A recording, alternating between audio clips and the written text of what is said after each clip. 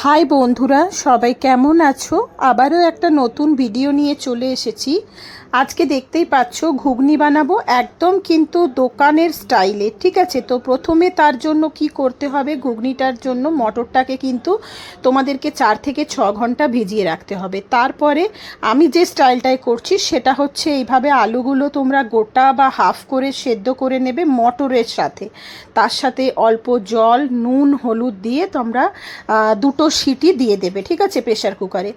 আর সাথে মশলা থাকবে তোমাদের পেঁয়াজ, আদা রসুন পেস্ট, কাঁচা লঙ্কা, টমেটো, এইটুকুই লাগবে, আর কিছুই আজকে লাগবে না। তো প্রথমেই তেলের মধ্যে একটু গরম মশলা দিয়ে দিলাম, ঠিক আছে, আর তার মধ্যে একটু জিরে ফোড়ন দিলাম, গোটা জিরে ফোড়ন দিলাম।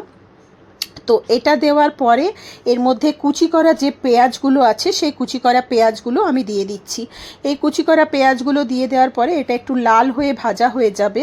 এটা ভাজা হতে হতে এটা দেখবে লাল হয়ে যখন ভাজা হয়ে যাবে তখন এর মধ্যে পেস্ট করতে হবে আদা রসুনের যে পেস্ট আছে। পেস্ট মানে এটা কিন্তু মিক্সিতে নয়, এটা জাস্ট আমি একটু কুচি কুচি করে নিয়েছি। তার সাথে টমেটো, কাঁচা লঙ্কা সব কিছু দিয়ে পরিমাণ মতো নুন দেবে, পরিমাণ মতো হলুদ দেবে, দিয়ে এটাকে ভালো করে একটু কিছুক্ষণ কষাতে হবে।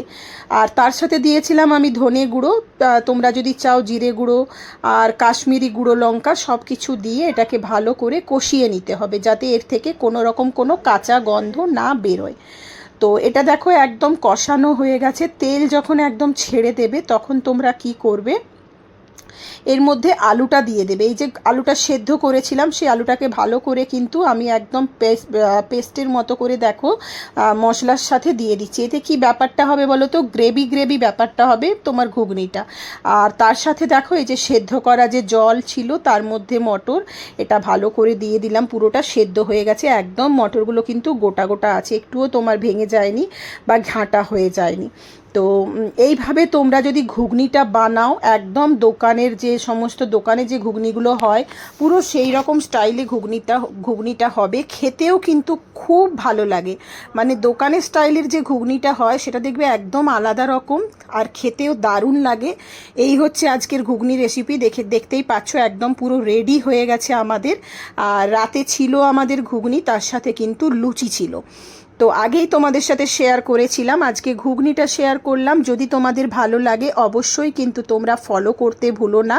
আর তোমাদের ভালোবাসা ছাড়া কিন্তু কোনো কিছুই সম্ভব নয়, তার জন্য যেটা করতে হবে একটা লাইক করো। চলো টাটা।